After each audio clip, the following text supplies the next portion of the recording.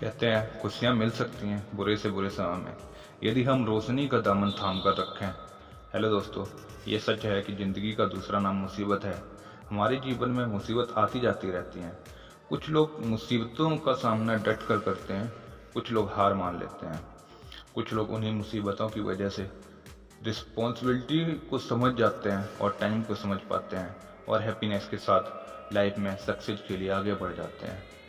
Success and happiness के related मैं आपको एक स्टोरी सुनाने वाला हूँ, जिसके बाद आपका नेचर पूरी तरह से बदल जाएगा। इस छोटी सी कहानी में बहुत बड़ी सीख छुपी हुई है। एक बार मैं और मेरे 4-5 दोस्त एक जानी मानी शॉप पर टिक्की का ऑर्डर देकर आपस में गप्पे मार रहे थे और एक दूसरे की टांग खींच रहे थे। तभी वहाँ पर एक लगभग 70-80 साल के बुजुर्ग आदमी पैसे मांगते हुए हाथ फैलाकर खड़े हो गए। कमर झुकी हुई थी, आंखें अंदर को धसी हुई थीं। चेहरे का रिएक्शन देखकर लग रहा था कि बहुत देर से भूखे हैं। उनको देखकर मन में न जाने क्या हुआ।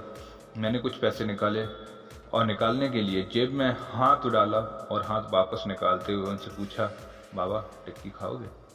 मेरी इस बात से बाबा कम बल्कि मेरे दोस्त ज़्यादा अचंभित हुए, क्योंकि मैं उनको पैसे देता तो 5 या 10 रुपए, लेकिन टिक्की तो 30 रुपए की एक है। इसलिए टिक्की खिलाने से मेरे गरीब हो जाने और बाबा के द्वारा मुझे ठग कर अमीर हो जाने की संभावना बढ़ गई थी। बाबा ने समझाते हुए कहा, हामी भरी और अपने पास जो मांग कर 6-7 रुपए इकट्ठे किए थे वो अपने कांपते हाथों से मेरी ओर बढ़ाए, पर मुझे कुछ समझ नहीं आया। मैंने उनसे पूछा, ये किस लिए बाबा? इनको मिलाकर मेरी टिक्की के पैसे चुका देना बेटा, बाबा ने कहा। भावुक तो मैं उन्हें देखकर ही हो गया था और बाकी बची कुची कसर इस बात ने पूरी कर दी।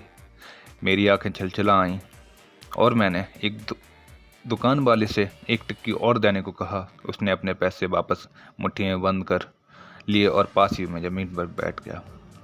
अब मुझे थोड़ा बुरा लग रहा था और अपने आप को लाचार महसूस कर रहा था, क्योंकि मैं वहाँ पर मौजूद दुकानदार, अपने दोस्तों और कई अन्य ग्राहकों की वजह से उसको कुर्सी पर बैठने के लिए नहीं बोल सकता था। डर था कोई कहीं टोक ना दे, कहीं किसी एक भीख मांगने वाले आदमी को उनके बराबर में बैठाए जाने पर आपत्ति ना हो। बट जिस कुर्सी पर मैं बैठा था वो मुझे काट रही थी। टिक्की हम सब दोस्तों की और उस बूढ़े बाबा के हाथों में आते ही मैं अपनी प्लेट लेकर बाबा के पास ज़मीन पर बैठ गया, और ऐसा करने के लिए मैं बिल्कुल आज़ाद था। इससे किसी को कोई आपत्ति नहीं थी और ना ही किसी को कोई बुरा लगता।